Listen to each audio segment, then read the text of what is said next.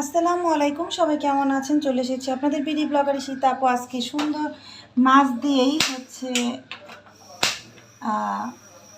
বেগুনের তরকারি রান্না করব। তো আজকে সাথেই থাকেন। কেমন আছেন সবাইকে আসসালামু আলাইকুম। আমি এসেছি আপু আপনাদের বিডি ব্লগার ঈশিতা আপু এবং ঈশিতা রহমান চ্যানেল থেকে। তো সবাই কেমন আছেন? আজকের ব্লগে সবাইকে স্বাগতম। তো আমি হচ্ছে আগে ফার্স্টে একটা কড়াই দিয়ে দিছি, একটু তেল দিয়ে দিছি। আর এই কড়াইতে আমি মানে মাছ ভাজি সব কিছু, যার কারণে তেল আমার একটু মানে এখন দিয়ে দিছি অল্প আমি ভিডিওটা শুরু করার আগেই। তো আমি তেল দিব আর একটু দিয়ে এখন হচ্ছে মাছ ভেজে নিব। ভেজে নিয়ে তারপর আজকে তরকারিটা আপনাদের সাথে শেয়ার করব। তো সবাই কেমন আছেন আপনারা? সবাইকে জুম্মা মোবারক। আজকে শুক্রবারের দিন, ভিডিওটা শর্টই করবো আজকে, সবাই সাথেই থাকেন। তো আজকে হচ্ছে এই যে আবার সেই রুই মাছ নিয়ে চলে আসলাম। তো রুই মাছ দিয়ে হচ্ছে আজকে রান্না করবো বেগুনের তরকারি। সাথেই থাকেন আপুরা। তো সবাই শুক্রবার দিন কী রান্না করেছেন? আমি আজকে মাংস রান্না করেছি। মাংস রান্নাটা আমি দিইনি, কারণ এর আগে একবার দিয়েছিলাম। আর রুই মাছ দিয়ে যেহেতু আজকে বেগুনের তরকারি রান্না করব ঝোল ঝোল, সেটা আপনাদের সাথে শেয়ার করার জন্য হচ্ছে আমি আজকে ভিডিওটা দিচ্ছি। তো সবাই কেমন আছেন? প্রতিদিনের ব্লগ আমার কেমন লাগে আপনারা কিন্তু সবাই কমেন্ট করে জানাবেন, চ্যানেলটি সাবস্ক্রাইব করে রাখবেন অবশ্যই। এই যে মাছগুলো এখন উল্টিয়ে দেবো। দেখেন এত সুন্দর, মানে এই মানে আপনি যদি এই কড়াইটাকে না মাজেন, মানে ভাজাটাটা ভাজি করে জাস্ট শুধু যদি এভাবে রাখেন তেলের মধ্যেই, মানে এত সুন্দর মাছগুলো উঠে যায়। ভাজতে অনেক ভালো লাগে। ছোট কড়াই অবশ্য, বাট আমার এই কড়াইতে ভাজতে অনেক ভালো লাগে। দেখেন একটা মাছও কিন্তু ভাঙে নাই, খুবই সুন্দর। সেটা আপনাদের সাথে শেয়ার করলাম। তো সবাইকে দেখবেন যে আপনারা যদি কড়াই মাজেন মেজে রাইখে দেন, তাহলে দেখবেন ওই তেলটা যদি চলে যায় তাহলে দেখবেন মাছগুলো উঠাইতে খুব কষ্ট হইতেছে। ঠিক আছে? তো আমার কাছে এই জন্য ভালো লাগে। আমি এই কড়াইতে যে কোনো একটা কড়াই রাখবেন। আর তেলের এই লোহার কড়াইতে হয় কি জানেন, তেল খুব কম কম যায় আর কি। ঠিক আছে, আপনি রান্না করেও শান্তি পাবেন, যে কোনো ভাজি করেও শান্তি পাবেন, খুব ভালো লাগে। তো আমার মাছটা ভাজি করা হয়ে গেছে। এখন আমি আস্তে আস্তে হচ্ছে তরকারির জন্য আরেকটা কড়াইতে তরকারি রান্না করব। তো এখানে হচ্ছে যে একটা কড়াই দিয়ে দিছি। আপনারা জানেন আমি এই কড়াইতেও রান্না করি অল টাইম। ঠিক আছে, যে এই কড়াই একটা বসিয়ে দিলাম। আর মাছটা আমার ভাজি হয়ে গেছে। এখানে চুলা ধরিয়ে দিয়েছি। আর হচ্ছে এখন এই মানে ধোয়া তো যেহেতু শুকালে, পানিটা শুকালেই তারপর আমি তরকারিটা বসিয়ে দিব। তো জানি না আমার নতুন চ্যানেল, আপনাদের কাছে আমার ভিডিওটা কেমন লাগে সবাই একটু কমেন্ট করে আমাকে জানাবেন। আমি চেষ্টা করি যে আপনাদের মাঝে আসলে ভিডিওগুলো তুলে ধরার জন্য। এই যে দেখেন, এই যে তেল দিয়ে দিলাম অল্প একটু। আর ওখানে যে মাছ ভাজছি সেখানেও কিন্তু আমাদের তেল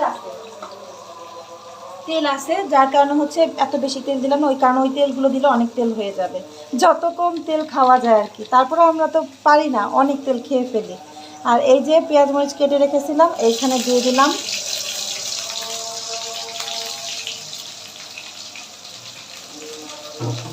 এখন হচ্ছে ভালো করে হচ্ছে পেঁয়াজ মরিচটাকে ভেজে নিব। হ্যাঁ, ভেজে নিয়ে সব রান্না একই ক্যাটাগরি। তো এক একজন এক একভাবে রান্না করে। আপনারা হয়তো আমার রান্নার ভুল ধরতেও পারেন, বা যেরকম আমার রান্না আমার কাছে আমার মতো, আপনাদের রান্না আপনাদের কাছে, কারো রান্না কারোর সাথে মিলবে না। ঠিক আছে? তো এই হচ্ছে আমার মানে এই পেঁয়াজটা ভেজে নিয়ে তারপর হচ্ছে আমি কষাবো। তো ততক্ষণ আমরা একটু ঘুরে আসি।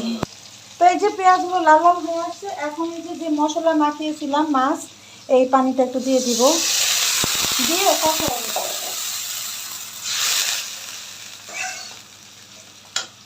তো আমি হচ্ছে আগে দিয়ে দিব হচ্ছে লবণ। লবণ এখন ভুলি না, একবার ভুলে দিছি, সব মশলা দিচ্ছি লবণ দিইনি। হয়েছে কি জানেন, দেখি কি মানে তরকারিটা কেমন তাকায় তাকায় আছে, মানে তাকার মানে একবারে মানে একটু ঘন ঘন হয় না, সেরকম হয় নাই। তাই বললাম যে তাকায় তাকায় আছে এরকম। তো এখন আগে কি করি, লবণটা দিয়ে দিই। লবণ দিলেই যেন তরকারিটা মনে হয় তখন ঘন হয়।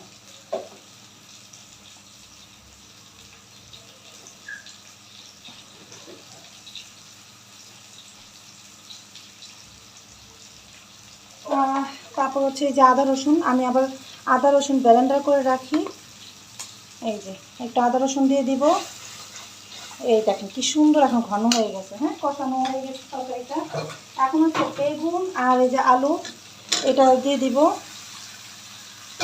অনেকক্ষণ কেটে রাখছিলাম তো, এই যে এখন এটার ভিতরে আবার টমেটোও দিয়ে দিব সাথে।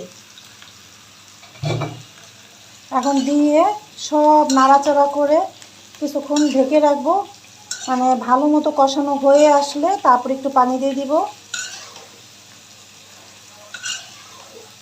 বেগুন এবং রুই মাছের তরকারি সব কিছুর সাথে যায়। কষায়ও যদি টমেটো দিয়ে শুধু রান্না করেন তাও মজা লাগে। আবার যদি ধরেন এই যেরকম কালকে সেদিন ঢেঁড়স দিয়ে রান্না করছি, আপনাদের সাথে এটা শেয়ার করছি, সেটাও যেমন দেখবেন মজা লাগে। যাই দিয়ে রান্না করেন না কেন ভালো লাগে। এই হচ্ছে আমি ঢেকে দিলাম, হতে থাক, কষানো হয়ে আসলে আমরা আবার। এই দেখেন তরকারিটা অনেকটা হয়েই গেছে, একদম সুন্দর মতো কষানো হয়ে গেছে। সামান্য পরিমাণে আপনি একটু পানি দিয়ে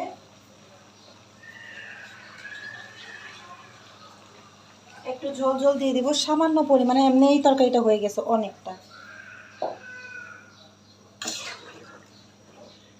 আর একটু ঝোল রাখতে হবে, আমার বাচ্চারা আবার ঝোল পছন্দ করে। এই যে তো আরেকটু দিয়ে দিলাম। তো এখন এই দেখেন অনেকটা হয়েই গেছে, শুধু জাস্ট একটু বলক আসলে হয়ে যাবে। এখন মাছগুলো দিয়ে দিব। তো এই যে তরকারিটা বলক চলে আসছে, আমি এখানে ভেজে রাখছিলাম হচ্ছে মাছ। এই দেখেন মাছগুলো সুন্দর করে এখন দিয়ে দিব। আর তারপর আর একটু কমলে আমি নামিয়ে ফেলবো তরকারিটা, কারণ এমনিতে আমার তরকারি অনেকটা সিদ্ধ হয়ে গেছে, এই কষানোর মাধ্যমে সিদ্ধ হয়ে গেছে। আর এই যে মাছটাকে ভেজেছিলাম, ওই যে মানে তেল আছে, তেলটাও দিয়ে দিব, ঠিক আছে।